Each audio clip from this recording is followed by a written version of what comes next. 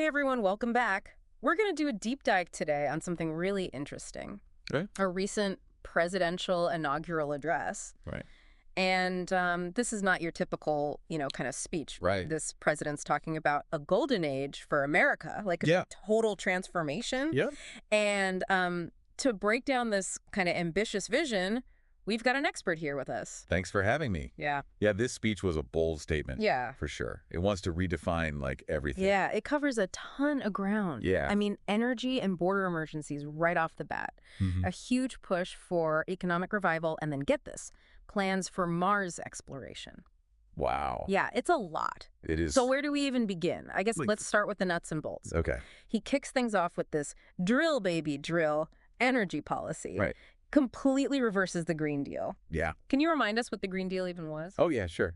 So the Green Deal, you might remember, was this big package of policies designed to fight climate change and move the U.S. to a clean energy economy. Like, everything was in there. Okay. Investing in renewables like solar and wind power, promoting energy efficiency, sustainable infrastructure, the whole 9 yards. So a pretty big shift then. Oh, yeah.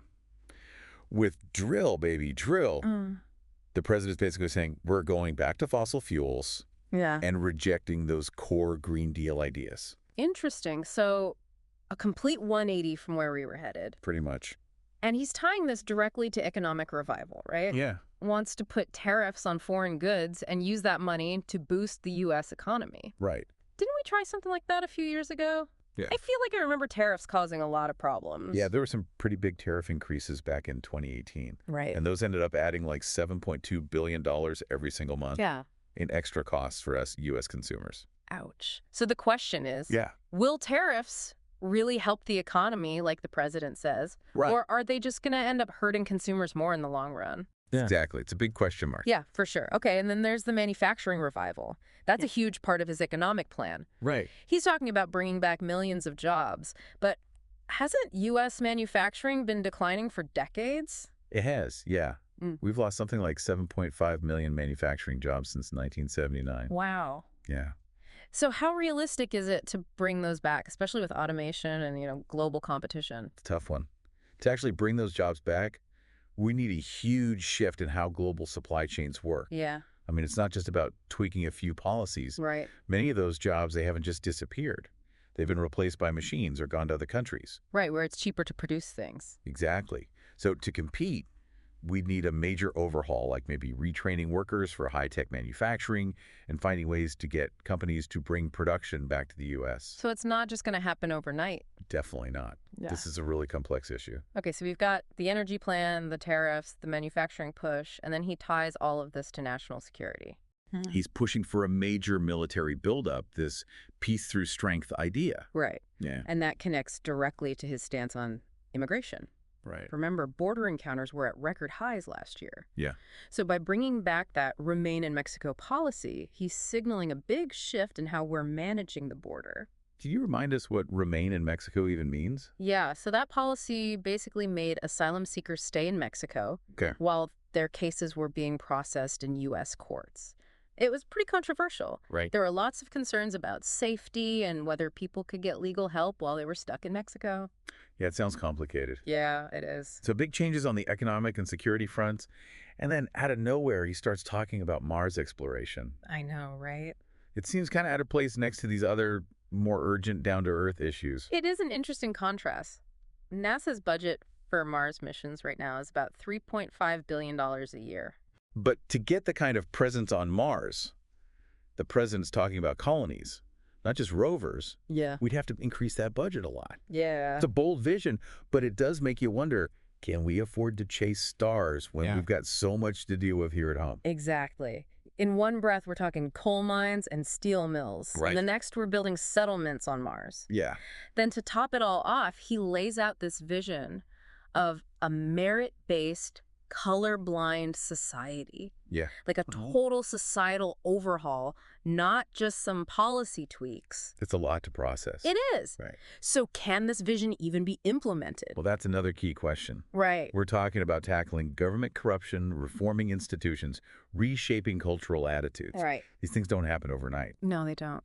Speaking of which, didn't President Carter try to reorganize the federal government back in the day? He did. How did that go? Not quickly.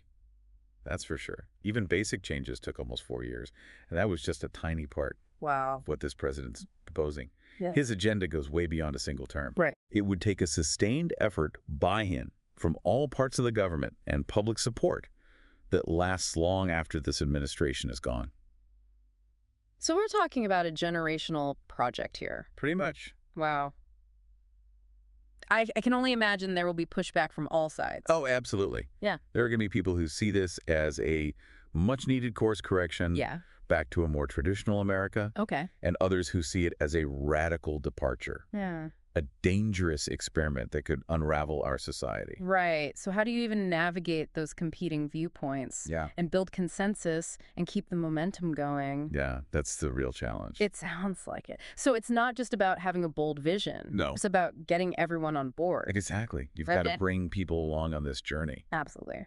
And speaking of journeys, we haven't even touched on the specifics of how this golden age is supposed to be built. Right. Where do we even start with such a massive agenda? Yeah, that's where the rubber meets the road. Yeah. And where things get really complicated. For sure. So I guess we should start by digging into the details of some of these big proposals. Sounds good. Let's break it down piece by piece. Okay, let's do it. All right. I'm ready when you are. Well, we were just talking about the economic side of things. Right. So let's maybe dive a little deeper into the president's drill, baby, drill energy approach. Okay. I mean, on the surface, it seems like a pretty big clash with all the worries about climate change. Yeah. And the push for renewable energy. What do you think? It's definitely a head scratcher. On the one hand, we have this global movement towards sustainability. Yeah. Countries are pouring money into wind and solar and other green technologies. Right. And then on the other hand, we have this call to double down on fossil fuels. Mm-hmm. How does it even make sense with the science and the economics of energy today? It is a gamble. There's no doubt about that. Yeah. The president's basically betting that traditional energy sources are the key to economic growth. Okay. And he seems to be putting the urgency of going green on the back burner. Right. And what about the economic side of things? Yeah. Aren't renewable energy sectors booming right now? They are. Creating jobs, attracting investment? Mm-hmm. Could this shift away from green energy actually hurt the economy down the line? That's a real possibility. The renewable energy sector has grown so much in recent years. Yeah. It's become a major economic force. Turning away from that could have some unintended consequences. Yeah. Like maybe stifling innovation and job creation in a sector that's really taking off. That makes sense. So it sounds like there are a lot of potential downsides to consider. Definitely. All right, well, let's move on to another hot button issue, immigration and border security. Okay. We talked about the president's plan to bring back the Remain in Mexico policy. Right. Remind me, what were the main problems with that policy before? Well, there were several big concerns. Oh, okay. First, a lot of people argue that it went against international law and U.S. asylum laws. Mm-hmm. By making people wait in dangerous conditions in Mexico, often without lawyers or basic necessities. Then there were serious worries about the safety of those asylum seekers in Mexico. Yeah. We saw documented cases of violence, kidnapping, extortion, targeting people who were forced to stay there. It sounds really dangerous. It was. And lastly, critics pointed out that the policy didn't even address the reasons why people were migrating in the first place. Right. Like the poverty, violence, and climate change in Central America. Which are still pushing people to leave and seek safety. Exactly. So it sounds like a Band-Aid solution that doesn't really fix the underlying issues. Yeah, pretty much. If it created so many problems before, why bring it back? Well, the administration says it's necessary to stop illegal immigration. Okay. And take back control of the border. Especially with the record number of border encounters last year. Right. They think that if it's harder to get asylum in the U.S., fewer people will try to cross the border illegally. So the logic is deter people from coming. Yeah, that's the idea. Yeah. But whether it'll actually work that way, who knows? It seems like we're going to see a lot of legal battles and political debates over this. Definitely. This is not a simple issue to solve. Yo, it's really complicated. Okay, so we've covered the energy plan, the Remain in Mexico policy, and we touched on the manufacturing revival. Right. But there's one piece I'm still curious about. Okay. The president's vision for a merit-based, colorblind society. What does that even mean? Yeah, that's a loaded phrase for sure. Right. On the surface, it sounds good. A society where opportunities are based only on what you deserve and where race doesn't matter. Right. But in reality, it's a lot more complicated. How so? Well, we live in a society with a long history of systemic racism and inequality. Yeah. Simply saying we're going to be colorblind doesn't make those deep-rooted issues disappear. So are you saying it's impossible to create a truly merit-based and colorblind society?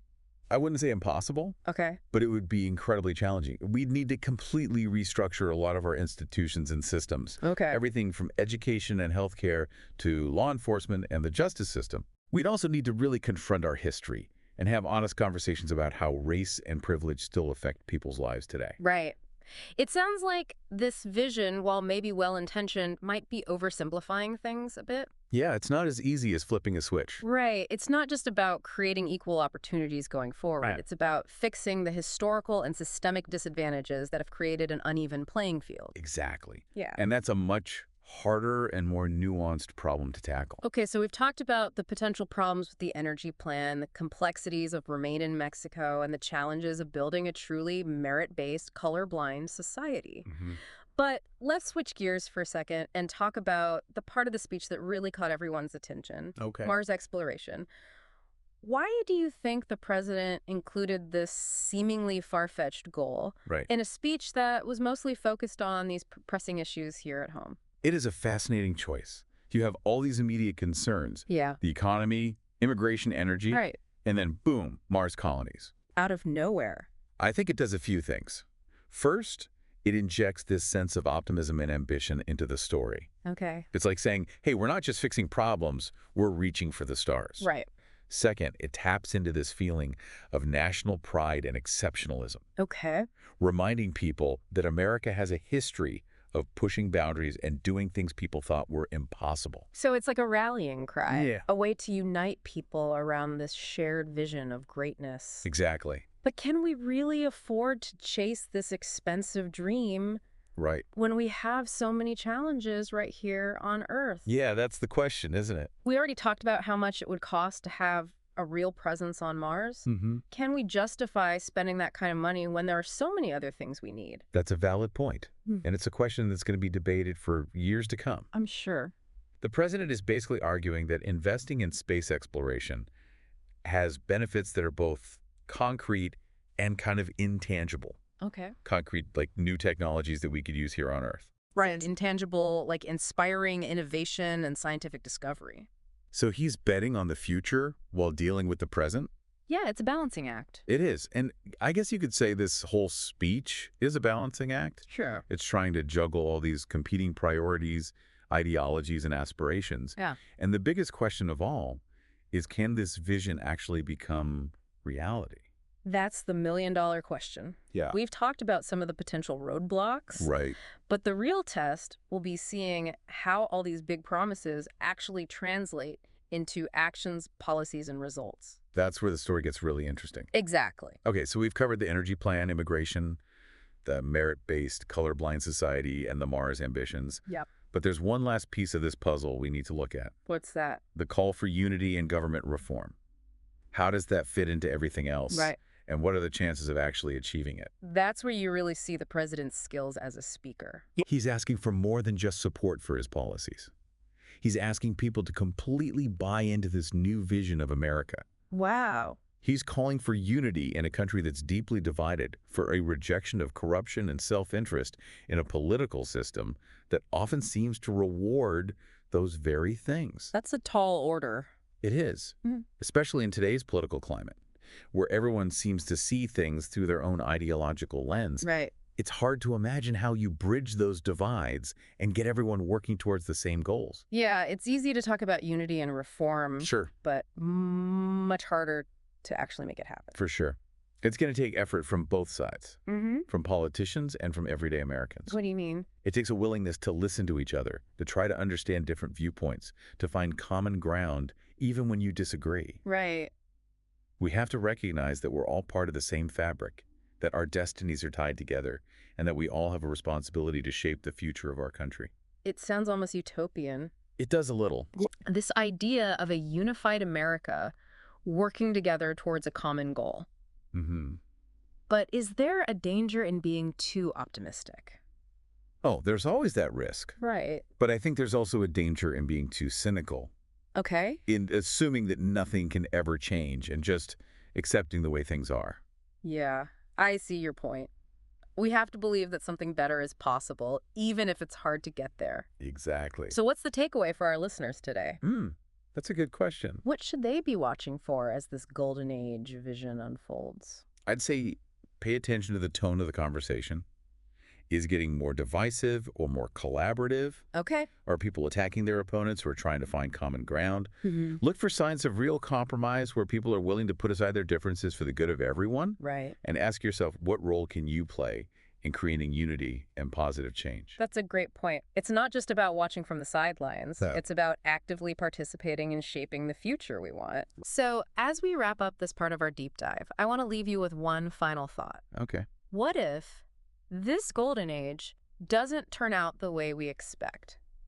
What if the biggest challenge isn't the policies themselves, Yeah. but our ability to adapt, to evolve, to rethink what it means to be an American in this rapidly changing world? Wow. Something to think about. Thanks for joining us on this exploration of ambition, possibility, and the ever-changing story of America. It's been a pleasure. Until next time, keep those brains buzzing. Absolutely. Well, we were talking about the economic side of things, so maybe we could dig a little deeper into the president's baby drill energy approach. Okay. On the surface, it seems kind of like it clashes with all the concern about climate change Yeah. and the push for renewable energy. It's a head scratcher, right? It is. On one hand, you have this global movement towards sustainability. Yeah. Countries are investing a ton in wind and solar and other green technologies. Right. But then we have this call to double down on fossil fuels. How does that square with the science, the economics, the global energy landscape? It's a gamble, for sure. Yeah. The president is essentially betting on traditional energy sources Okay. to fuel economic growth, and he seems to be pushing aside the whole urgency of transitioning to a greener economy. Right. The scientific consensus on climate change is pretty clear. Oh, wait. We need to reduce carbon emissions drastically and quickly. Right. Shifting back to oil and gas could have huge environmental consequences. Yeah, no doubt. And what about the economics? Yeah. Aren't renewable energy sectors growing like crazy right now? They are. Creating tons of jobs, attracting investment. Mm-hmm. Could this move away from green energy actually slow down economic growth in the long run? It's a valid concern. The renewable energy sector has seen so much growth in recent years. It has. It's a major economic driver now. Turning away from that could have some unintended consequences, Right. potentially stifling innovation and job creation in this rapidly expanding sector. It seems like a risky move. It does. Okay, so let's move on to another hot button issue, Okay. immigration and border security. Yeah, We talked about the president's plan to reinstate the Remain in Mexico policy. we did. Can you remind me what were the main criticisms of that policy when it was in effect before? Yeah, so there were a few major concerns. Okay. First, a lot of people argued that it violated international law and U.S. asylum laws Okay. by forcing people to wait in dangerous conditions in Mexico, Right. often without access to legal representation or even basic necessities. Right. It sounds pretty bad. It was. There were also serious concerns about the safety of asylum seekers in Mexico. There were documented cases of violence, kidnapping, extortion, Wow. all targeting people who were forced to stay there. So it wasn't just a minor inconvenience. No, it was a serious issue. And on top of all that, critics said the policy didn't even address the root causes of migration, Right. like the poverty, the violence, the climate change in Central America, which are still pushing people to leave and seek safety. It's a complex problem. It is. So if it was so problematic, why bring it back? Well, the administration argues that it's necessary to deter illegal immigration Okay. and regain control of the border, especially with the record high number of border encounters we saw last year. They're saying it's a matter of necessity. Yeah, they believe that by making it more difficult to seek asylum in the U.S., Okay. fewer people will try to cross the border illegally. So it's a deterrent. Right. Whether it'll actually work that way is another question. It seems like a Band-Aid solution It might be. that doesn't really address the underlying problems. It's possible. Okay, so we've covered the energy plan, the Remain in Mexico policy, and we touched on the manufacturing revival. Right. But there's another piece of the puzzle I'm curious about. Okay. The president's vision for a merit-based, colorblind society. Yeah. What exactly does that mean? Well, that's a loaded term for sure. It is. On the surface, it sounds appealing. Right. A society where opportunities are based solely on merit Oh. and race doesn't play a role. Right, a level playing field. Exactly.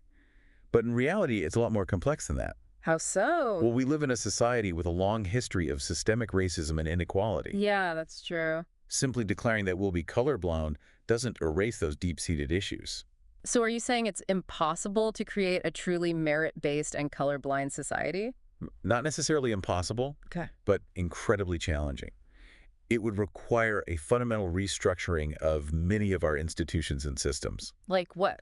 Everything from education and healthcare to law enforcement and the justice system. Wow, so a complete overhaul. Pretty much. Yeah. It would also require us to really confront our history Yeah. and have some honest conversations about how race and privilege still shape outcomes in our society. That's a big ask. It is. It sounds like this vision, while maybe well-intentioned, might oversimplify the complexities of achieving true equality. Yeah, it's not a simple solution. Yeah. Okay, so we've talked about the potential pitfalls of the energy plan, the complexities of the Remain in Mexico policy, and the challenges of building a truly merit-based, colorblind society. Right. But let's shift gears for a moment Okay. and talk about the element of the speech that really captured everyone's imagination, Right. Mars exploration. Yes. Why do you think the president included this seemingly far-fetched goal Right.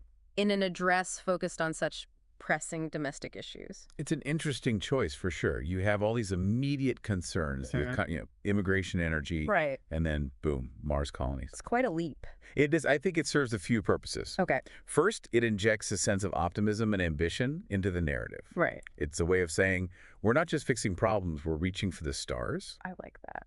It also appeals to a sense of national pride and exceptionalism. Okay. It reminds people of America's history of pushing boundaries and achieving the seemingly impossible. So it's like a rallying cry, a way to unite people around a shared vision of greatness. Exactly. But can we realistically afford to pursue such a costly endeavor Right? while grappling with so many challenges here on Earth? That's a valid question. We already talked about how much it would cost to establish a significant presence on Mars. We did. Can we justify that kind of spending when there are so many other pressing needs? That's a debate that will likely continue for years to come. I'm sure. The president is essentially arguing that investing in space exploration has benefits, Okay. both tangible and intangible. What do you mean? Well, tangible benefits like technological advancements that could have applications here on Earth, Right. and intangible benefits like inspiring innovation and scientific discovery. So it's a long-term investment. It is. It's a bet on the future while we're still dealing with the present. It's a balancing act for sure. It is. Yeah. And in a way, this entire address is a balancing act. Yeah. It's juggling competing priorities, ideologies, aspirations. That's a lot to manage. It is. And the big question looming over everything is, can this vision actually be realized? That's the million-dollar question. It is. We've excluded some of the potential hurdles, Right. but the real test will be watching how these grand pronouncements translate into concrete actions, policies, and outcomes. That's where things get really interesting. Exactly. Okay, so we've unpacked the energy plan, immigration, the vision for a merit-based, colorblind society, and the Martian aspirations. We have. But there's one last piece of this puzzle we need to examine. Okay. The call for unity and government reform. Right. How does that fit into the bigger picture? Yeah. And what are the chances of actually achieving it? Well, this is where the president's rhetorical skills are on full display. Okay. He's asking for more than just support for his policies. Right. He's asking for a complete buy-in to a new vision of America. That's ambitious. It is. He's calling for unity in a deeply divided nation, Mm-hmm. for a rejection of corruption and self-interest in a political system that often seems to reward those very things. It's a tall order for sure. It is, especially in today's hyper-partisan climate, Yeah. where every issue seems to get filtered through an ideological lens. It's hard to see how you bridge those divides and inspire a spirit of shared purpose. That's the challenge, and it's one that has plagued American politics for decades. It has. It would require a combination of factors: Like what? strong leadership, compelling communication, a willingness to compromise, Okay. and, perhaps most importantly, a genuine desire among the American people to find common ground and work together. So it's not just about the president's ability to deliver on his promises. No. It's about the collective will of the people Exactly. to embrace a new way of doing things. Right. It's about changing not just policies, but mindsets. That's a profound statement. It is. And that's what makes this speech so fascinating to analyze. It does. We're not just looking at a set of policy proposals. Right. We're witnessing a battle for the narrative, a struggle to define what America stands for and where it's headed. It's like a defining moment, It is. a turning point in history. Potentially. We know the opening act, Yeah. but the rest of the story is yet to be written. That's the exciting part. This is exciting Yeah. and a little daunting, right? It is. To see such a bold vision unfold and knowing how much is at stake. Yeah. We've gone through the president's plans for energy immigration, societal change, even Mars exploration. We have. And we've talked about all the complexities and potential roadblocks. Right. But now I'm curious, what do you think is the most important part? The thing that, if it works, could really make this golden age happen. That's a tough one. It's tempting to focus on the big things, Yeah. like the economic policies, Yeah. border security, Mars. Right. But honestly, I think the key here is that call for unity and government reform. Really? Yeah. Without those, everything else could just fall apart. You mean because of partisan gridlock and institutional inertia and public distrust? Exactly. Yeah. It's like building a house on a shaky foundation. Oh, You can have the best design, Yeah. the best materials. But if that foundation is weak, the whole thing is vulnerable. right. And it's the same with this golden age idea. Okay. If the president can't bring people together, if he can't fix the problems of corruption and dysfunction in the government, then even the best policies won't work. It's like that saying, a house divided against itself cannot stand. Exactly. If the country stays divided, if people keep fighting each other instead of working together, Yeah. it's hard to see how any big vision can really succeed. So how do you do that? Yeah. How do you create unity in a political climate that seems so opposed to compromise? That's the challenge. Yeah. It's going to take a real effort from both sides, Okay. from the politicians and from everyday Americans. Right. So what does that look like? It means being willing to listen to each other, to understand different perspectives, to find common ground, even when we disagree. It sounds pretty idealistic. Maybe, Mm-hmm. but we have to recognize that we're all connected. Our futures are tied together, and we all have a responsibility to shape the future of our country. It's a nice thought. It is. This vision of a unified America working together towards a common goal. Right. But is it realistic? There's always a risk of being too optimistic, Yeah. but I also think there's a danger in being too cynical, Okay. assuming that nothing can ever change and just accepting the way things are. Right. We have to believe that something better is possible, even if it's a long road to get there. Exactly. So what's the takeaway for our listeners today? What should they be watching for as this golden age unfolds? Yeah. What are the key things to pay attention to?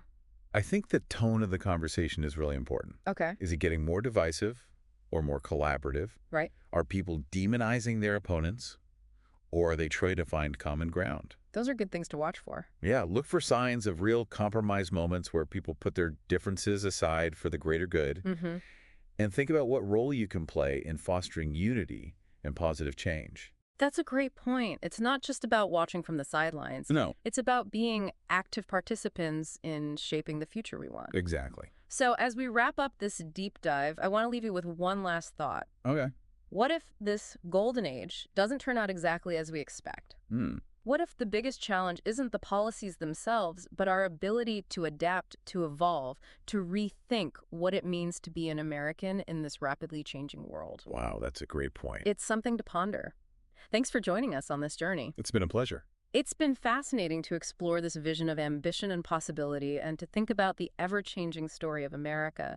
Until next time, keep those brains buzzing.